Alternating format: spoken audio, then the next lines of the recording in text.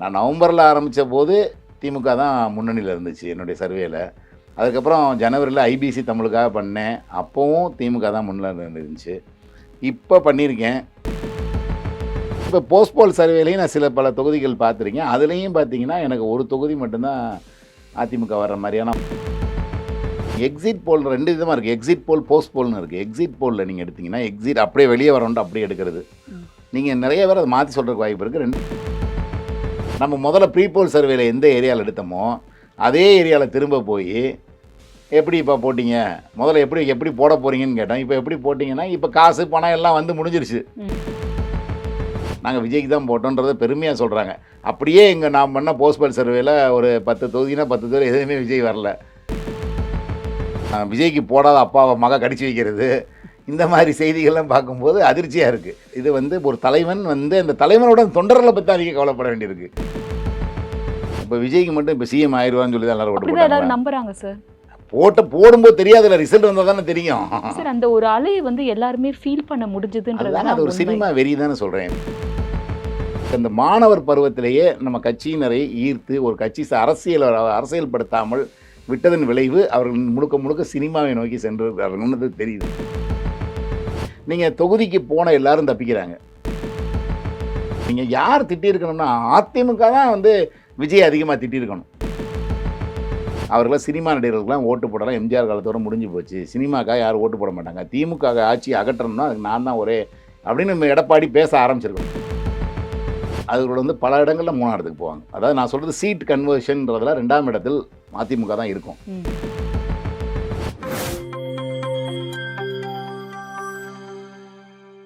நியூஸ்பிக்ஸ் India நேயர்களுக்கு வணக்கம். இன்றைய நேர்காணலில் நம்மோடு இணைந்திருக்கிறார் மூத்த பத்திரிகையாளர் திரு இதயா அவர்கள். சார் வணக்கம். வணக்கம் மேடம். தேர்தல் காலம் தொடங்கினதுலேருந்து நீங்கள் பல சர்வேஸ் கண்டக்ட் பண்ணிட்டு வரீங்க. போஸ்ட் போல் சர்வேவும் நீங்கள் கண்டக்ட் பண்ணியிருக்கீங்க இல்லையா? அது ஒரு சில தொகுதி பண்ணியிருக்கேன் மேடம். அது எல்லா இடத்துலையும் பண்ணல. சும்மா 1-2 தொகுதி சும்மா நண்பர்களுக்காக பண்ணது அது. ஓகே. ஸோ அதோட நிலவரம் எப்படி இருக்குது சார்? அதாவது நீங்கள் ஆரம்பத்தில் இந்த 2026 தேர்தலுக்கு முதல்ல பண்ண சர்வேவும் போஸ்ட் போல் நீங்கள் பண்ணும்பொழுது ஒரு சாம்பிள் ஆஃப் தொகுதிகள் எடுத்திருந்தாலும் வித்தியாசங்கள் மேஜராக இருந்ததா, இல்லை அதே தான் பிரதிபலிச்சதா, இல்லை ஸ்டெப் பை ஸ்டெப் நீங்கள் போகும்பொழுது ஏதாவது மாற்றங்கள் உணர்ந்தீங்களா ரிசல்ட்ஸில்? இல்லை, நான் நவம்பர்லேருந்து இருந்தேன். நீங்கள் போன கடந்த 2021 தேர்தலில் கூட பார்த்தீங்கன்னா டிசம்பர் மாதம் நான் பார்த்தப்ப திமுக 180 சீட் 200 சீட் வர அளவுக்கு இருந்துச்சு. அப்போ ஒரு மிதமிஞ்சிய அலை மாதிரி இருந்துச்சு. ஆனால் அதுவே அந்த 2021 நான் இந்த பொங்கல் பரிசு அந்த 7.5 இதெல்லாம் அறிவித்த பிறகு பார்த்தீங்கன்னா படிப்படியாக திடீர்னு எடப்பாடியை பற்றி ஒரு அபிப்பிராயம், அவர் நல்ல ஒரு ஹார்ம்லெஸ் கவர்மெண்ட் தான் கொடுக்குறாரு, அப்படி ஒன்றும் இப்போ துரத்தப்பட வேண்டியவர் இல்லை, விரட்டி அடிக்கப்பட வேண்டியவர் இல்லை அப்படின்னு பல பேர் பேச ஆரம்பித்தாங்க. அப்போ நான் மாற்றி பேசியிருக்கேன். இந்த மாதிரி அவருக்கு இருந்த ஒரு திமுகவுக்கு அடித்த மிகப்பெரிய ஆதரவை இப்போ கொஞ்சம் கொஞ்சமாக குறைஞ்சிக்கிட்டு இருக்கு, மட்டுப்பட்டுருக்குன்னு. அதனால தான் திமுகவுக்கு 125 சீட்டோடு அதை நிறுத்திடுச்சு. ஏன்னா அந்த ஒரு முதல்ல இருந்த ஒரு ஆதரவலையோ அல்லது எடப்பாடி எதிர்ப்பலையோ அந்த பொங்கல் பரிசு அந்த சில ஸ்கீம்ஸ் எல்லாம் அவர் அறிவித்த பிறகு அது அப்படி மிதமாயிருச்சு. மிதமாயி ஆனாலும் திமுக ஜெயிக்கும் தான் சொன்னேன், ஜெயிச்சிருச்சு. ஆனால் நம்ம முதல்ல டிசம்பரில் நான் சொன்ன அளவுக்கு எஃபெக்ட் அந்த கடைசி முடிவு நேரத்தில் இல்லை. அதையும் நான் பதிவு செஞ்சுருந்தேன். அதில் அது குறைஞ்சிருக்கு அப்படின்ட்டு. இப்போ பார்த்தீங்கன்னா நான் நவம்பர்லேருந்து நான் பண்ணுறேன். நான் நவம்பரில் ஆரம்பித்த போது திமுக தான் முன்னணியில் இருந்துச்சு என்னுடைய சர்வேல. அதுக்கப்புறம் ஜனவரியில் ஐபிசி தமிழுக்காக பண்ணேன். அப்போவும் திமுக தான் முன்னிலையில் இருந்துச்சு. இப்போ பண்ணியிருக்கேன். இப்போயும் பார்த்தீங்கன்னா கடைசியாக கட்டத்தில் துக்குளக்காக பண்ண போதும் திமுக தான் நான் பண்ண 4 மண்டலத்துலேயும் முதலிடமாக வந்துச்சு. எங்களோட இன்னொரு துக்குளக்கு ஊழியர் ஒருத்தர் பண்ணதுலேயும் சின்ன அளவிலாவது திமுக தான் லீடில் இருக்குது. அப்போ நாங்கள் பண்ணின ஒரு 6 டீமாக 6 பிரிவுகளாக பிரித்து பண்ணப்போ 6 பிரிவுகள்லையுமே திமுக தான் லீடு வந்திருக்கு. அப்போ ஒரு துக்குளக்கு மாதிரி ஒரு பத்திரிகை திமுகவுக்கு ஒரு எட்ஜு கொடுக்கணும்னு நினைக்காத ஒரு பத்திரிகை நடத்துகிற சர்வேலேயே அது ஒரு திமுகவுக்கு ஒரு எட்ஜு வரும்போது அதுதான் நான் கண்டுபிடிச்ச டைரக்ஷன் பார்க்குறேன். அதில் தப்பு இருக்காது அப்படின்னு பார்க்குறேன் நான். அதனால் அதில் எந்த மாற்றமும் இல்லை. இப்போ போஸ்ட்போல் சர்வேலையும் நான் பல தொகுதிகள் பார்த்துருக்கேன். அதுலேயும் பார்த்தீங்கன்னா எனக்கு ஒரு தொகுதி மட்டும்தான் அதிமுக வர்ற மாதிரியான வந்திருக்கு. மீதி எல்லா தொகுதிகளிலும் திமுக தான் இருக்குது. அது எந்த தொகுதின்னு இப்போ நம்ம டிஸ்க்ளோஸ் பண்ண வேணாம். சரி, இப்போ நீங்கள் சொல்லும்போது சொன்னீங்க சின்ன அளவிலாவது திமுகவுக்கு தான் சாதகமாக இருக்குது அப்படின்னு. இது நீங்கள் பெரும்பாலும் சொல்கிறது ஒப்பீனியன் போல் தேர்தலுக்கு முன்னாடி கிட்டக்க எடுத்தது. பண்ணது. இப்போ எக்ஸிட் போல் வந்து இதை விட ரொம்ப துல்லியமா இருக்கும்னு நம்ம எதிர்பார்க்கலாமா சார்? ரெண்டுத்துல எது வந்து நம்பகத்தன்மை அதிகமா இருக்கும்? இல்லைங்க, நீங்கள் எக்ஸிட் போல் 2 விதமாக இருக்குது. எக்ஸிட் போல், போஸ்ட் போல்னு இருக்குது. எக்ஸிட் போலில் நீங்கள் எடுத்தீங்கன்னா, எக்ஸிட் அப்படியே வெளியே வரணுன்ட்டு அப்படியே எடுக்கிறது. ம். நீங்கள் நிறைய பேர் அதை மாற்றி சொல்கிறதுக்கு வாய்ப்பு இருக்குது. 2வது நீங்கள் வந்து ஒரு ஒரு தொகுதிக்கு, சட்டமன்ற தொகுதிக்கு ஒரு 250, 300 பூத் இருக்கும். நீங்கள் 300 பூத்துலேயும் வெஹிக்கிள் போட்டு 300 பூத்துலேயும் நீங்கள் வந்து பண்ண முடியாது. நீங்கள் வந்து செலக்டிவாக அவ்வளோ டீமே இருக்காது உங்கள்கிட்ட. அதுக்கு அவ்வளோ செலவாகும் அப்படி நினச்சிங்கன்னா. அப்போ நீங்கள் ஒரு பூத்து எடுத்துக்கிட்டு அந்த ஒரு பூத்தில் 10 பேர், அப்புறம் நம்ம வேனை தூக்கிட்டு போய் அடுத்த இடத்துல நிப்பாட்டி அடுத்த பூத்தில் ஒரு 10 பேர், இல்லை அந்த ஒரு ஸ்கூலுக்குள்ளேயே ஒரு 4, 5 பூத் இருக்கும். அந்த 4, 5 பூத்து இப்படின்னு தான் நீங்கள் கொஞ்சம் கணிசமாக தான் குறைவான எண்ணிக்கையில் தான் எடுக்க முடியும். அதில் நிறைய பேர் பைக்கில் எடுத்து சர்றன்னு போயிடுவாங்க, காரில் வந்து போயிடுவாங்க. நீங்கள் இந்த நடந்து வருகிறவர்களை மட்டும்தான் பிடிச்சி நிப்பாட்டி கேட்க முடியும். ஸோ அப்போ கேட்கும்போது அவர்கள் சில பேர் சொல்லலாம், சில பேர் மாற்றி போடலாம், எல்லாமே இருக்கும். இதுவே நீங்கள் ஓட்டலாம், போட்டு எல்லாம் அடங்கி முடிச்சதுக்கப்புறம் போஸ்ட் போல் சர்வேன்னு நம்ம முதல்ல ப்ரீ போல் சர்வேல எந்த ஏரியாவில் எடுத்தோமோ அதே ஏரியாவில் திரும்ப போய் எப்படி இப்போ போட்டிங்க, முதல்ல எப்படி போட போகிறீங்கன்னு கேட்டோம். இப்போ எப்படி போட்டிங்கன்னா, இப்போ காசு பணம் எல்லாம் வந்து முடிஞ்சிருச்சு. ம். இனிமேல் நம்ம சொன்னால் என்ன, 5 ஆமா. வருஷத்துக்கு நம்மளை யாரும் அசைக்க முடியாதுன்ற ஒரு தைரியமும் இருக்கும், ம். அந்த கூச்சமும் போயிடும். சரி, அதுலேயும் எங்களுக்கு வந்து நாங்கள் வெளியே சொல்ல விரும்பவில்லைன்ற ஒரு ஆப்ஷன் கொடுத்துருக்கோம். அதுலேயும் சில பேர் டிக் பண்ணுவாங்க. ம். இருந்தாலும் நிறைய பேர் வந்து கரெக்டாக சொல்லிடுறாங்க, யாருக்கு போட்டோன்றதை சொல்லிடுறாங்க. அதிலும் விஜய்க்கு போட்டவர்கள் பெருமையாக நாங்கள் விஜய்க்கு தான் போட்டோன்றதை பெருமையாக சொல்கிறாங்க. அப்படியே நான் பண்ண போஸ்ட்போல் சர்வேல ஒரு 10 தொகுதினா 10 தொகுதி எதுவுமே விஜய் வரல. ம். அதனால் எல்லாரும் விஜய்க்கு தான் போட்டார்கள், எல்லாரும் விஜய் பட்டனை தான் அமுக்கினார்கள் அப்படின்றது அவர்கள் பெருமையாக சொல்லியும் கூட விஜய் வந்து எந்த தொகுதியிலையுமே முதலிடத்துக்கு வரல. சரி, அதனால் இப்ப சைலண்ட் ஓட்டர்ஸ் அப்படின்னு ஒரு கேட்டகரிய வந்து இந்த வாட்டி சொல்றாங்க. ஏன்னா பெரும்பாலும் வெளியில சொல்லாம இருக்கிறது. இப்போ விஜய்க்கு வாக்களித்தவங்க வந்து அதிகப்படியா அது ஒரு பப்ளிசிட்டி மூட், ஒரு ஃபேஷன், ஒரு பியர் பிரஷர் இந்த கான்செப்ட்ஸ்குள்ள அடக்குறாங்க. இப்போ இந்த சைலண்ட் வாக்காளர்களை கரெக்டா ஸ்டடி பண்றதுன்றது ஒரு கலை இல்லையா? இல்லைங்க, நீங்கள் யார் இல்லை, பொதுவாக எப்பயுமே எல்லாருமே யாரும் ஒரு நாகரிகம் கருதி கேட்கறதில்ல. உன் சம்பளம் எவ்வளோன்னு எப்படி கேட்கறது இதாக இருக்கோ, ஆனா இந்த முறை அப்படி இல்லையே சார். இந்த மாதிரி பார்க்கறவங்க அதாங்க எல்லாரும் நமக்கு அதை வந்து பெருமையாக சொல்கிறாங்கன்னு தான் நான் சொன்னேன். விஜய்க்கு போடுறவர்கள் அது பெருமையாக சொல்கிறாங்க. சோஷியல் மீடியா வளர்ந்துருச்சு. போடலைன்னா பூமர்னு சொல்றாங்கன்னு சொல்றாங்க நிறைய பேரு. அவுட் ஆஃப் ஃபேஷன், நீ வந்து அவுட்டேட்டட் ஆயிட்ட அப்படின்னு சொல்றாங்கன்ற அதான் ஒரு சொல்கிறேன், அந்த கருத்து. சைலண்ட் ஓட்டர்ஸ் தான் டிசைடிங் ஃபேக்டர்ன்றது தேர்தல் முடிவு வந்தால் தெரியும். ம். யார் ஆர்ப்பரிக்காமல், ஆரவாரம் இல்லாமல் என்ன தன்னுடைய தலைவனை தேர்ந்தெடுக்கிறதுக்கு யார் வந்து ஒரு அமைதியான செயல்பாட்டு முறையோட, சிந்தனையுடன் கூடிய செயல்பாட்டு முறையோட தேர்ந்தெடுக்கிறாங்களோ அவங்க ஆர்ப்பரிக்காமல் போய் அமைதியாக போட்டு அவங்க பாட்டு அடுத்த வேலையை பார்க்க போயிடுவாங்க. இவர்கள் தான் காலையிலேருந்தே இதுக்கு ஒரு பேண்ட்டை மாட்டி, ஒரு சட்டையை மாட்டி, இதுக்கு ஒரு செல்ஃபி எடுத்து, இதை ஒரு விளையாட்டுத்தனமாக, ஒரு அரசியல்ன்ற சீரியஸ்னஸே போகாமல் இதை ஒரு விளையாட்டுத்தனமாக ஆக்கி, இதை வந்து போ போ விஜய்க்கு போடாத அப்பாவை மக கடிச்சு வைக்கிறது, இந்த மாதிரி செய்திகள்லாம் பார்க்கும்போது அதிர்ச்சியாக இருக்குது. இது மாதிரியான ஒரு இது வந்து ஒரு தலைவன் வந்து அந்த தலைவனோட தொண்டர்களை பற்றி அதிக கவலைப்பட வேண்டியிருக்கு. இப்படிப்பட்ட மக்கள் நம்ம கூட இருந்திருக்காங்க, இவ்வளோ நாள் வாழ்ந்திருக்காங்கன்னு நினைக்க வேண்டியிருக்கு. ஒவ்வொருத்தரும் பேசுகிறது ஆக்ரோஷம் பார்த்தீங்கன்னா, எனக்கு என் புருஷனை விட எனக்கு விஜய் தான் பிடிக்கும் அப்படின்னு சொல்கிறது, அவருக்கு அண்ணனாவோ தங்கையாக பொண்டாட்டியாக கூட இருப்போம்னு பேசுகிறது, இதெல்லாம் தமிழ்நாட்டில் இப்படிலாம் பெண்கள் வந்து இந்த மாதிரி மனநிலையில் இருக்காங்களா அப்படின்னு வெளியே தெரியும் போது அது நிச்சயமாக நமக்கு ஷாக்கிங்காக தான் இருக்குது. எங்கள் வீட்டில் யாருமே ஓட்டு போடலைன்னா நான் எல்லாருக்கும் விஷம் வச்சு கொண்டுருவேன்னு ஒரு பொண்ணு சொல்லுது, சின்ன பொண்ணு. 11 ஓட்டு இருக்குது, நான் விஷம் வச்சு கொண்டுருவேன்னுது. அதான் என் பொண்டாடி, என் பிள்ளை ஆஸ்பத்திரியில் அட்மிட் ஆகிருக்கேன், நான் விஜயை நான் பார்க்க வந்தேன்னு ஒரு பொண்ணு சொல்லுது. எனக்கு என்ன அந்த பொண்ணா குழந்தையா முக்கியம், இவர் அதை விட இதை பார்க்குற எனக்கு முக்கியம், அதை போய் கூட அங்கே பார்த்துக்குவேன்னுது பெத்த மகளை. அதனால் இந்த மாதிரியான மனோபாவத்தை பார்க்கும்போது நமக்கு அதிர்ச்சியாக தான் இருக்குது. இப்படி ஒரு சமூகத்தில் இப்படி ஒரு சினிமா வந்து இன்னமும் இந்த படித்த காலத்திலும் நம்ம எத்தனையோ இன்றைக்கி வந்து புதிய கல்விக் கொள்கையில் நம்ம என்ன டார்கெட்டை வந்து மத்திய அரசு ஃபிக்ஸ் பண்ணியிருக்கோ அதை நம்ம ஏற்கனவே கடந்துட்டோம்.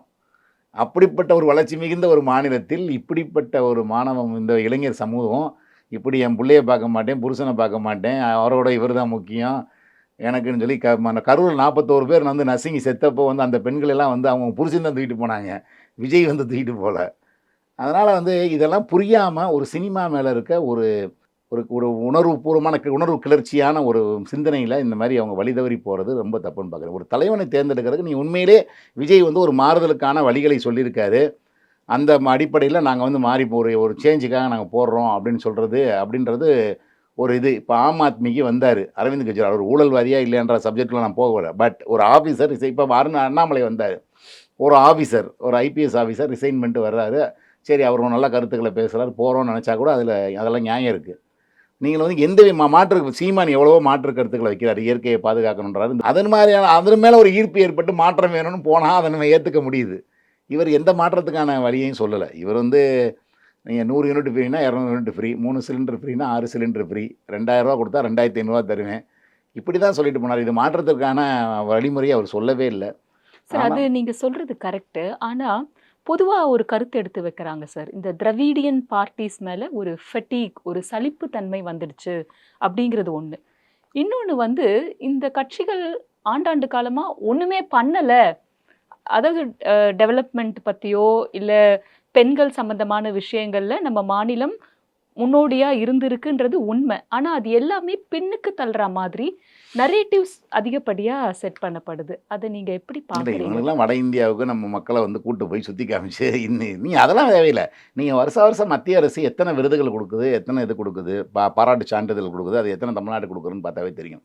தேசிய சராசரின்னு எல்லாத்தையும் எடுத்து வச்சு ஒரு பட்டியல் எடுத்து வச்சு அதில் வந்து தமிழகத்தின் மாநில சராசரி என்னன்னு பார்த்தீங்கன்னா எல்லாமே கூட இருக்கும். அதனால் நீங்கள் குற்றங்களில் குறைவாக இருக்குது தேசிய சராசரியோட, இல்லை வேறு மாநிலங்களை கம்பேர் பண்ணும்போது குறைவாக இருக்குது. அதனால் இதையே நம்ம சொல்லி சொல்லி ஏமாற்றிக்கிட்டு பண்ணுறோம் நம்ம திராவிட கலாச்சாரம். நீ இப்போ வந்து அப்போ விஜய் வந்து திராவிடத்துக்கு மாட்டினா அப்போ அதுலேயும் சீமான் தான் மாற்றா இருப்பார், திராவிடம் வேணான்றாரு. சார் ஆனா சீமான் அவர்கள் வந்து இந்த அளவுக்கு ஒரு பெரிய மாற்றா வர முடியாது. அவர் இப்பதான் முயற்சி செய்துன்னு இருக்காரு. அவருக்கு போடுற வாக்கு வந்து சிஎம் அளவுக்கு வராதுன்ற எண்ணம் அதிகப்படியா இருக்கு இல்லையா? சரி இருக்கட்டும். இப்போ விஜய்க்கு மட்டும் இப்போ சிஎம் ஆயிடுவான்னு சொல்லி தான் எல்லாரும் ஓட்டு அப்படிதான் போட்டாங்களா? எல்லாரும் நம்புறாங்க சார். போடும்போது தெரியாதுல்ல, ரிசல்ட் வந்தால் தானே தெரியும். சார் அந்த ஒரு அலையை வந்து எல்லாருமே ஃபீல் பண்ண முடிஞ்சதுன்றது அதுதானே, அது ஒரு உண்மை. சினிமா வெறி தானே சொல்கிறேன். சினிமா வெறி எல்லாமே அதை நோக்கி வந்து பயணிக்கிறது, எல்லாருக்குமே அந்த வெறி இருக்குது. இவர்கள் இந்த திராவிட கட்சிகளோட அவர் வந்து ஏதோ இந்த சினிமாவில் வர மாதிரி ஒரு பாட்டில் வந்து எல்லாத்தையும் சேஞ்ச் பண்ணிடுவார், பணக்காரன் ஆயிடுவாங்கல்ல. அண்ணாமலை எல்லாம் வந்து ஏழையாக இருக்கவங்களாம் பல படங்களில் ஒரே படத்தில் வந்து இப்போ ஒரே பாட்டில் எல்லாருமே வளர்ந்து பெருசு பெருசாக பெரிய பெரிய இதாகிடுவாங்க, ஜாம்பவான்கள் ஆயிடுவாங்க.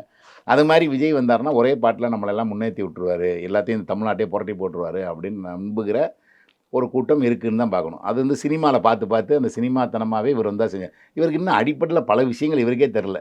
இன்னும் நிறைய விஷயங்கள் யாருக்கு மனு போடணும்னு தெரியல, எங்கே அனுப்புகிறோம் மனுன்னு தெரியலை. ஏன்னா பல விஷயங்களை வந்து இன்னும் வந்து அவர்களே புரிஞ்சுக்க வேண்டியிருக்கு. அனுபவமின்மை இருக்குது. ஒரு 5 வருஷம் எதிர்க்கட்சியாக வந்து இருந்து அரசியல் கட்சியை ஆரம்பித்து அவர் தொடர்ந்து அரசியலே பண்ணலையே முதல்ல. இனிமேல் வந்த பிறகு எப்படி செஞ்சிருவாருன்னு எப்படி நம்புறது? ஆனால் அதையும் தாண்டி அவருக்கு ஓட்டு போட ஒரு கூட்டம் காத்திருக்குன்னா அது வந்து இந்த நீங்கள் சொன்ன மாதிரி இந்த 2 கட்சிகள் மீது அலுப்பும் இருக்கலாம். அந்த அலுப்பு இருக்கலாம், அவர் மேலான ஒரு கிரேஸாகவும் இருக்கலாம். ஆனால் இந்த 2க்கும் அவர் மாற்றாக இருக்க மாட்டார்ன்றதான் அவர் நடைமுறையில் நம்மளால் ஒரு அரசியலை தொடர்ந்து ஃபாலோ பண்ணுறன்ற முறையில் உணர்ந்துக்க முடியுது. ஒருவேளை தொடர்ந்து அரசியலை ஃபாலோ பண்ணாமல் இருக்கவங்க திடீர்னு அதான் ஸ்டாலினை பார்த்தாச்சு, எடப்பாடியை பார்த்தாச்சு, இந்த புதுசாக இவர் என்ன தான் செய்கிறான்னு பார்ப்போமேன்னு ஒரு டெஸ்ட்டு மாதிரி ஒரு ஒரு ஒரு கல் கிடக்கும், மாமரம் இருக்கும், சரி எரிஞ்சு தான் பார்ப்போமே, மாங்காய் உழுவுதான்னு பார்ப்போமேன்ற மாதிரியான ஒரு முயற்சியில் நிறைய பேர் ஓட்டு போட்டிருக்காங்க. சார் நீங்க பேசும்போது ஒரு விஷயம் சொன்னீங்க, படித்தவர்கள் கூட அப்படின்னு சொல்லியிருந்தீங்க. இப்போ அர்பன் ஏரியால படித்தவர்கள் மத்தியில அதிகப்படியா விஜய்க்கு வந்து செல்வாக்கு இருக்கு. அதுதான் சர்வேவும் சொல்லுது இல்லையா?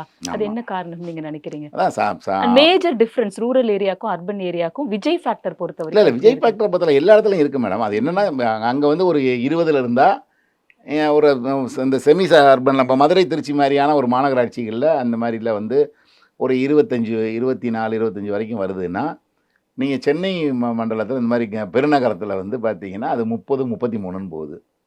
ஸோ அந்தளவுக்கு வந்து இங்கே வந்து அது குறிப்பாக அது பெண்கள் வாக்குகள் அதிகமாக போகுது இங்கே நகர்ப்புறங்களில்.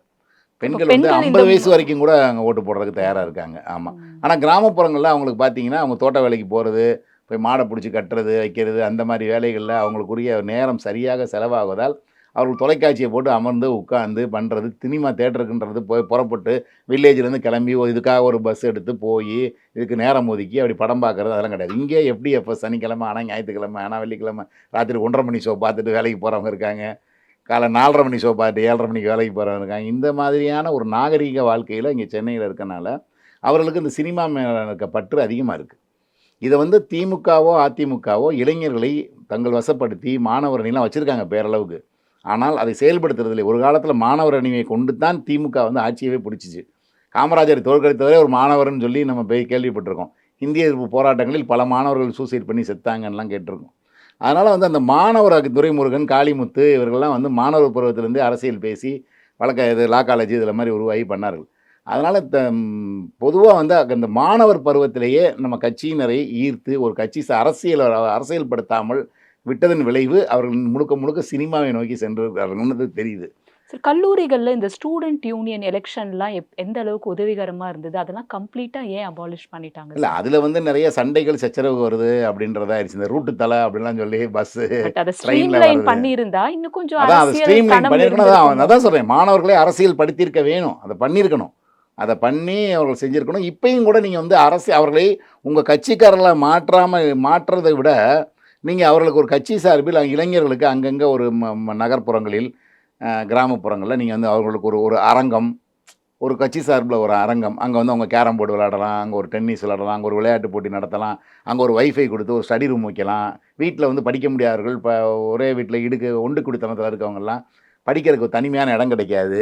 அந்த மாதிரி இடங்களுக்கு அவங்க வந்து தனியாக உட்காந்து படிச்சுட்டு போகிறதுக்கு ஒரு ரெஃபரன்ஸுக்கு ஒரு லைப்ரரி, இல்லை ரெஃபரன்ஸுக்கு ஒரு இன்டர்நெட்டு, கம்ப்யூட்டரு, இந்த மாதிரிலாம் வசதி செய்து கொடுத்து, அங்கே உள்ளே வந்தீங்கன்னா நீங்கள் வந்து ஒரு எடப்பாடி படம் இருக்கும், இல்லை ஒரு ஸ்டாலின் படம் இருக்கும், இந்த மாதிரிலாம் வச்சு அவர்களை ஒரு கவர்ந்து அவர்களுக்கு அந்த ஒரு உள்ளுக்குள்ள போக போக போக பரவாயில்ல இதெல்லாம் நமக்கு செஞ்சு கொடுத்துருக்காரு, ஸ்டாலின் செஞ்சு கொடுத்துருக்காரு, எடப்பாடி செஞ்சு கொடுக்காருன்னு அவங்க மேலே ஒரு ஈர்ப்பை உண்டு பண்ணுற மாதிரியான முயற்சிகளை இவர் கைவிட்டாங்க.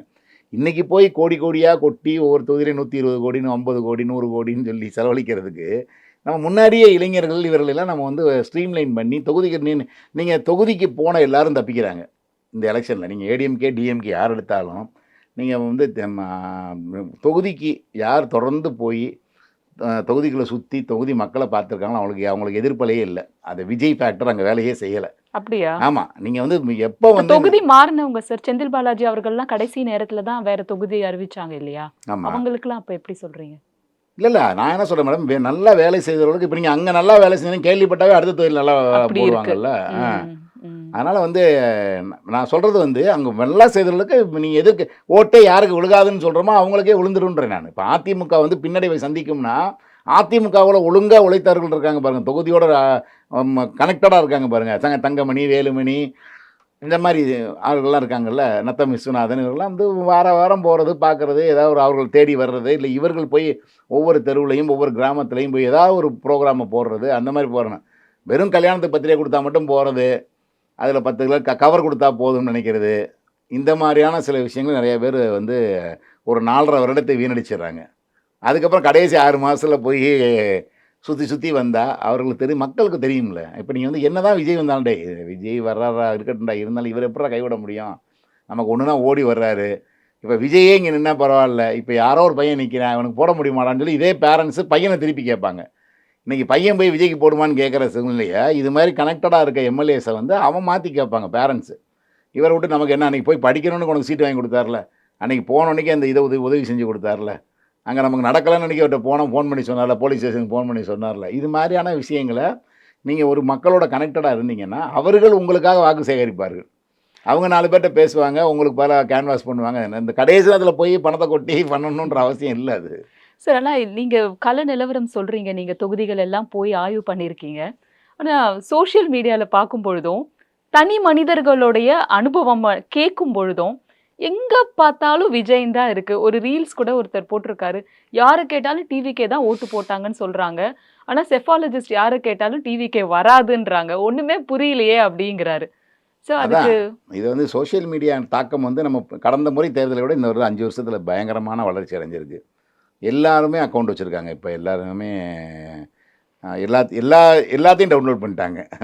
ஏதோ ஃபேஸ்புக் மட்டும் வச்சுருந்தவங்கன்றது இப்போ எல்லாருமே இன்ஸ்டா, த்ரெட்டு, ஹெட்டுன்னு என்னென்ன இருக்கோ ஆப்பு எல்லாத்தையும் எக்ஸு எல்லாத்தையும் டவுன்லோட் பண்ணி வச்சுக்கிறாங்க. எல்லாத்துலேயும் உள்ளே போய் பார்க்குறாங்க. இன்னொன்று வந்து ஒரு அல்காரிதம் ஒன்று இருக்குது உங்களுக்கு. நீங்கள் எந்த மாதிரியான வீடியோவை பார்க்குறீங்களோ அதே வீடியோ தான் உங்களுக்கு கண்டினியூவாக அதை அனுப்பிக்கிட்டு இருக்கும் உங்களுக்கு. அந்த அல்காரிதம் படி நீங்கள் வந்து ஒரு விஜய் வீடியோ 4 நிப்பாட்டி பார்த்தீங்கன்னு வைங்க, அடுத்து உங்களுக்கு 5, 6, 7, 8, 9ன்னு விஜய் வீடியோவாக தான் வந்துட்டு இருக்கும். அப்போ பார்க்குறவங்களுக்கு என்ன நினைக்கும்னா, என்னடா பார்க்குறது பூரா விஜயா இருக்குன்னு வரும். அதனால் வந்து அப்படி அது உண்மை இல்லை.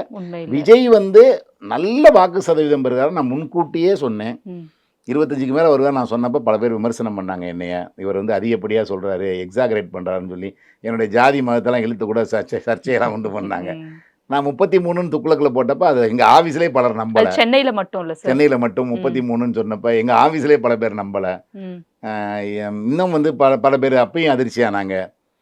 சில பத்திரிகை நண்பர்கள் ஜோக்காவே சொன்னாங்க, இதையா வந்து விஜய் நன்றி சொன்னா இதையாக்கு தான் சொல்லணும், டிவிக்கு நன்றி சொன்னா அந்த மாதிரிலாம் கிண்டல் பண்ணாங்க.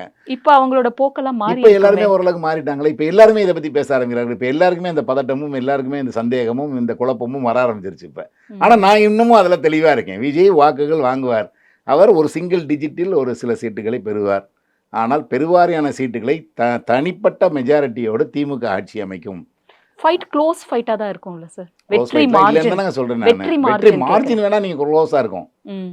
ஆனால் திமுக தான் அதிகப்படியான தொகுதிகள்ல வெற்றி பெறும். தனித்த பெரும்பான்மையோட ஆட்சி அமைக்கும்ன்றதுல எனக்கு சந்தேகம் இல்ல. ம். சார் இப்ப விஜய் வந்து வந்தப்பவே கரெக்ட்டா 2 விஷயத்த தீர்மானிச்சதா தோணுது அவரோட கேம்பெயின் பத்தி பார்க்கும்பொழுது. 1 குழந்தைங்கள டார்கெட் பண்ணணும் அப்படின்றத அவர் ஃபர்ஸ்ட்டே முடிவு பண்ணியிருக்காரு. ஏன்னா, ஓம் சக்தி, பராசக்தி, திமுக ஒரு தீய சக்தின்னு குழந்தைகள்லாம் பாடுறாங்கன்னு ஆரம்பத்திலேயே அவர் சொன்னாரு. அது அப்புறமா எலெக்ஷனுக்கு கிட்டக்க வரும்போது கிண்டர் ஜாய் வேணும்னு எழுதி அடம் பிடிக்கிற மாதிரி உங்க பெத்தவங்க கிட்ட எனக்கு ஓட்டு போடணும், விஜய் மாமாக்கு ஓட்டு போடணும்னு கேளுங்க. அப்ப இது ஒரு ஸ்ட்ராட்டஜியா தான் வந்து ஆரம்பத்துல இருந்து வச்சிருக்காரு. அதே மாதிரி அவர் எதிரிய ஃபிக்ஸ் பண்றதும் கரெக்ட்டா திமுகவை எதிர்த்தா தான் நமக்கு பலம்னு அத ஆரம்பத்துல இருந்து பண்ணிட்டாரு. திமுக வந்து பிஜேபி தான் தன்னோட எதிரி அப்படின்னு கான்சென்ட்ரேட் பண்ணி விஜய இன்னும் பலமா அவங்க வந்து தன்னோட எதிரியா ஃபிக்ஸ் பண்ணாம விட்டுட்டாங்களோ? அவர் சொன்ன விஷயங்களுக்கு ஆரம்பத்துல இருந்தே கவுண்டர் பண்ணாம இக்னோர் பண்ணியே விட்டு இந்த அளவுக்கு வளர்த்து விட்டுட்டாங்களோ அப்படின்ற ஒரு இல்ல இது பார்வையை வளர்த்து நீங்க விட்டதா எப்படி நான் பார்க்கல பாக்குறீங்க? மேடம். நீங்க இந்நேரம் விஜய்க்கு நீங்க சரிக்கு சமி பதில் சொல்லிக்கிட்டே இருந்திருந்தீங்கன்னா, கண்டிப்பா வந்து விஜய் இன்னும் தான் வளர்ந்திருப்பாரு. ம். அவர் கேட்குற சில இவர்கள் சொல்ற சில பதில்கள் அவருக்கு திரும்ப அதுலேருந்து மறுகேள்வி கேட்பாரு. அப்ப விஜய் கரெக்ட்டா தானே கேட்குறாருன்னு ஒரு நமக்கு தோண ஆரம்பிக்கும். அந்த மாதிரியான தவறை திமுக செய்யவில்லை. திமுக அவர வந்து ஒரு உதாசீனம் ஒரு 3ஆம் இடம், 4ஆம் இடத்துக்கு வரக்கூடியவர். இவருக்கே நம்ம பதில் சொல்லணும். நம்மள பொறுத்தவரை வந்து தீர்மானம் அதுதான் அப்படின்றதுல இருந்தாங்க. அது இவர் வந்து டிவிகே, டிஎம்கே நரேஷன் செட் பண்ணாரு. அவர்கள் இவர உதாசீனப்படுத்திட்டு அவங்க வந்து பிஜேபி, டிஎம்கே, ஆமா. அந்த டெல்லி, நரேட்டிவ். தமிழ்நாடு இப்படின்னே அவங்க கொண்டு போனாங்க. நேரட்டிவ் செட் பண்ணாங்க. அப்பதான் மைனாரிட்டி ஓட்டு சிந்தாமல் விஜய்க்கு போகாமல் தங்களுக்கு வரும்ன்ற ஸ்ட்ராட்டஜியாவும் அது இருக்கலாம். அப்படிதான் பண்ணாங்க. ஆனா அதையும் மீறி அவருக்கு போயிருக்கு. ஆனா விஜய மைனாரிட்டிஸ் நீங்க ஓட்டு நிறைய போயிருக்கு. உடைஞ்சிருக்கு இல்லையா? நீங்க வந்து விஜயை அவங்களுக்கு அதிகமாக திட்டியிருந்தாலும் வந்து இப்ப நீங்க யார் திட்டியிருக்கணும்னா, அதிமுக தான் வந்து விஜய் அதிகமா திட்டியிருக்கணும். விஜய் ஒரு மேட்டரே கிடையாது. திமுக அரசை வீழ்த்தணும் என்றால் அது எங்களால் மட்டும் தான் முடியும். அது வந்து எம்ஜிஆர் ஆரம்பித்த, ஜெயலலிதா ஆரம்பித்த எங்கள் கட்சியால் தான் முடியும். விஜயாலாம் வந்தாலாம் திமுகவை ஆட்டவோ, அசைக்கவும் முடியாது. சரி, அந்த நரேட்டிவ் அவங்க ஸ்ட்ராங்கா செட் பண்ணாததுக்கு காரணம் ம். தேர்தல் முடிவுகளுக்கு அப்புறம் அவசியப்பட்டா அலையன்ஸ் வச்சுக்கலாம் அப்படின்ற ஒரு இது இருந்திருக்குமா? இன்னும் அதுக்குள்ள கட்சியே அழிஞ்சு போயிருமே மேடம். இருந்தா தானே இல்ல, நீங்க அப்படி இல்ல அலையன்ஸ் சார். வைக்கிறது. அஹ், இன்னைக்கு அப்படிதான் ஆட்சி ஆகப்போகுது. ஆட்சி பிடிக்கிறதுக்கு சொல்றேன். இப்போ எலெக்ஷன் முடிஞ்சதுக்கு சரி அப்புறம் ஒரு என்ன வேணாலும் ஹங்கு மாதிரி இருக்கட்டும். ஒரு என்ன வேணாலும் சிச்சுவேஷன் முடிஞ்சதுக்கு வந்தா அப்புறம் இப்போ வந்து பிஜேபியும் அதிமுகவும் போன பார்லிமெண்ட் அரசுல 2 பேரும் மாறி மாறி திட்டிக்கலையா? திமுக தான் பலம் பொருந்தி இருக்கு. அவரோட மோதி இவர் அதிமுகவை புறந்தள்ள பார்க்குறார். அப்பதான் என்ன சொல்றேன்னா, நீங்க அதிமுகவை புறந்தள்ளி அவர் வந்து அதிமுக வாக்குகளை அபகரிக்க முயற்சி செஞ்சு எம்ஜிஆர் எடுத்துட்டு வர்றாரு, ஜெயலலிதா எடுத்துட்டு வர்றாரு. அப்பயெல்லாம் வந்து அதிமுக வேடிக்கை பார்த்துட்டு அமைதியா இருந்துருச்சு. அதுக்கு என்ன காரணம் சார்? அவர்களுக்கு கூட்டணி வருமா? எப்படியா வந்துருமா? நாளைக்கு இத சரி, திட்டினா இன்னும் வாக்கு நீங்க போயிருமா? சொன்ன மாதிரி எலெக்ஷன் அலையன்ஸ் எல்லாம் முடிஞ்சு எலெக்ஷன் கிட்டக்க வரும்பொழுது கூட அவர் 10 தோல்வி பழனிசாமின்னு சொன்னாரு. இவங்க அவ்வளவு ஸ்ட்ராங்கா எதிர்த்த அதான் மாதிரியே சொல்லவே இல்ல. தெரியல. அதான் சொல்றேன். இவர்கள் வந்து கடைசி வரைக்கும் அவர் வந்துருவாரா? அவர திட்டினா வாக்கு போயிருமான்னு இந்த அச்சத்திலேயே விஜயை பார்த்து ஒரு ஆச்சரியத்திலும் அச்சத்திலுமே இருந்தாங்க. ஆச்சரியத்தில தான் வந்து பயங்கரமா ஓட்டுவாங்க போல இருக்கு. நம்மள கூட்டணி வைப்போம்னு டெல்லிக்கு போய் விஜயை கூட்டு வந்தா நல்லது அப்படின்லாம் பேசுனாங்க. எல்லாரும் சில முன்னாள் அமைச்சர்லாம் வந்து எப்படியும் வந்து அமித்ஷா வந்து எப்படியாவது விஜய் எங்க கூட்டணி கொணந்துருவாரு. என்டிஏக்குள்ள கொணந்துருவாரு. அவர மிரட்டி அதுக்கு தான் சிபிஐ என்கொயரிக்கு கூப்பிட்டுருக்காங்க, வச்சிருக்காங்க. இந்த ஜனநாயகன் படம். ஜனநாயகம் படத்தை இதுக்கு தான் லாக் பண்ணாங்க. அப்படிலாம் சொல்லி அவரை மிரட்டி சம்மதிக்க வைப்பாங்கலாம் சொன்னாங்க. ஆனா அது நடக்காதுன்னு நான் அப்ப தொடர்ந்து சொல்லிட்டு தான் இருந்தேன். அதே மாரி தான் நடந்தது. அவர் அந்த இதுக்கு போகலன்னு முடிவு பண்ணதுக்கு அப்புறமாவது அட்டாக் பண்ணியிருக்கணும். என்னன்னா விஜய் வந்து ஒரு வெத்து. அவர் வந்து இன்னைக்கு வந்து சின்ன கட்சி. அவர்களாம் சினிமா நடிகர்களுக்கெல்லாம் ஓட்டு போடலாம். எம்ஜிஆர் காலத்தோட முடிஞ்சு போச்சு. சினிமாக்காக யாரும் ஓட்டு போட மாட்டாங்க. திமுக ஆட்சி அகற்றணும்னா அதுக்கு நான் தான் அப்படின்னு நம்ம எடப்பாடி பேச ஆரம்பிச்சிருக்கணும். அப்படி பேசல. மாறாக விஜயை பேச விட்டு வேடிக்கை பார்த்துட்டு இருந்தாரு. விஜய் பேசுறாரு. நாங்க 2 தான் இருக்கோம். இவங்கெல்லாம் நான் ஹீரோ, ஹீரோயின் இந்த இதில நாங்க தான். இதெல்லாம் மற்றும் பலர் அப்படின்னு கிண்டல் பண்றாரு. அந்த கிண்டல கூட அவங்க பதில் சொல்ல முடியாம களத்திலே இல்லாதவங்க களத்திலே இல்லாதவர்கள்லாம் பேசுறாங்க. அதை பத்திலாம் நான் பேச விரும்பலன்னு சொல்லிட்டாரு. காமெடி காமெடி பண்றாங்க. காமெடி அதெல்லாம் பீஸ்ன்ற வேற. அளவுக்கு பண்ணிட்டாரு. சும்மா காமெடி பண்ணாமல் ஓரமாக போய் உட்காருங்கப்பான்ற அளவுக்குலாம் பேசினார். ஸோ அந்த மாதிரிலாம் பண்ணியும் அதை பொறுமையாக பண்ணது தங்களிடத்தை அப்படியே அவர்களாகவே விட்டு கொடுத்த மாதிரி ஆயிடுச்சு. இப்ப அவங்க எந்த நிலை எந்த இடத்துல வருவாங்க சார் இல்லை அதிமுக? அதிமுக தான் இப்பவும் 2ஆம் இடத்துக்கு வரும். ஆனால் அவர்கள் வந்து பல இடங்கள்ல 3ஆம் இடத்துக்கு போவாங்க. அதாவது நான் சொல்றது சீட் கன்வர்ஷன்றதுல 2ஆம் இடத்தில் அதிமுக தான் இருக்கும். ம்.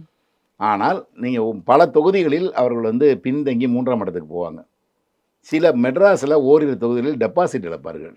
அந்த அளவுக்கு வீக்கராக இருக்காங்க அவங்க. அதனால வந்து இப்போ விஜய் வந்து எந்த வாக்கு எடுப்பாருன்னு சொல்லி அதுக்கு ஒரு பெரிய பட்டிமன்றமே நடந்துகிட்டு இருக்கு.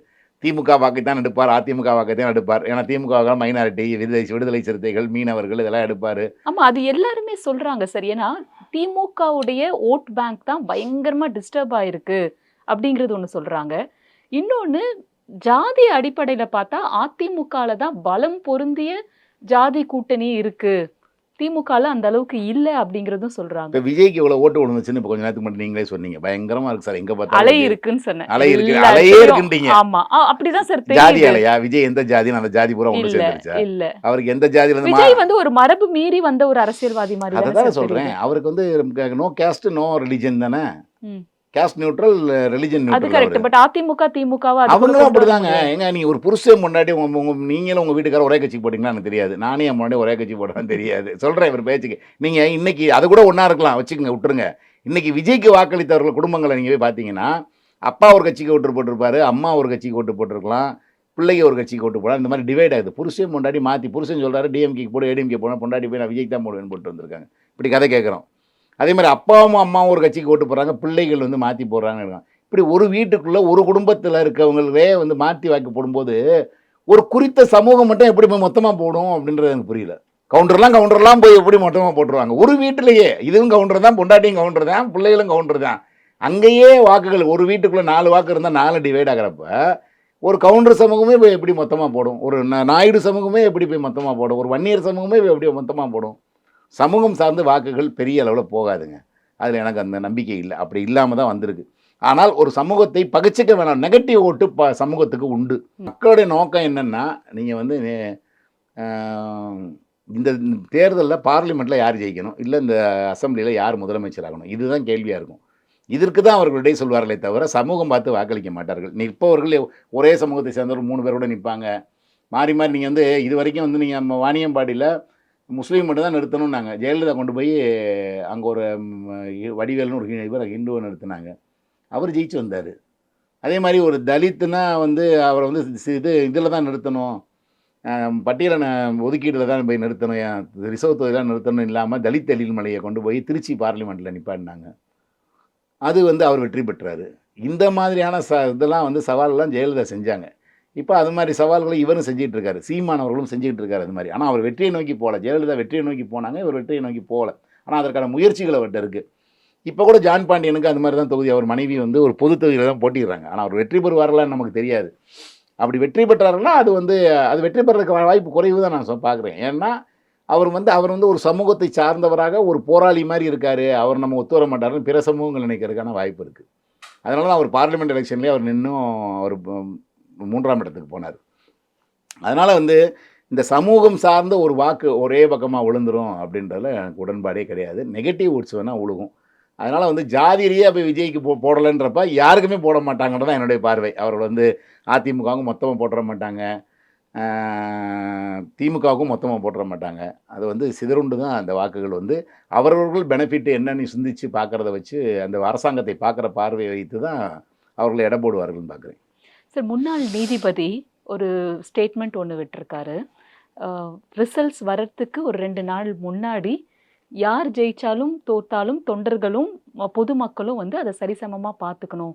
ஏன்னா இந்த வாட்டி எலெக்ஷன் வந்து ஒரு உணர்வு பூர்வமாக ஒன்றி குழந்தைகள் உட்பட இளைஞர்கள் இருக்கிறதால முடிவு வேற மாதிரி இருந்தால் பல அசம்பாவிதம் நடக்கிறதுக்கு வாய்ப்பு இருக்குங்கிற மாதிரி ஒரு காஷன் பண்ணியிருக்காரு. குறிப்பாக பெற்றோர்கள் வந்து குழந்தைகளும் யங்ஸ்டர்ஸும் வீட்டில் வந்து ரிசல்ட் வரப்போ எப்படி இருக்காங்கன்றத கண்காணிங்க அப்படிங்கிறாரு. இதை நீங்கள் எப்படி பார்க்குறீங்க சார்? இல்லை, இது வந்து நம்ம சமூகத்துக்கு ஒரு அவமானமாக தான் பார்க்குறேன் நான். இது வந்து எப்படி அதை பிள்ளை வளர்ப்பில் தான் இருக்குது. நம்ம பிள்ளையை வந்து ஒரு சினிமாக்காரன் பின்னாடி இப்படி வந்து வெறி பிடிச்சதனமாக வளர்த்துருக்கோம் அப்படின்னு சொல்லி இந்த பெற்றோர்கள் தான் கூடி கூறுகணும்.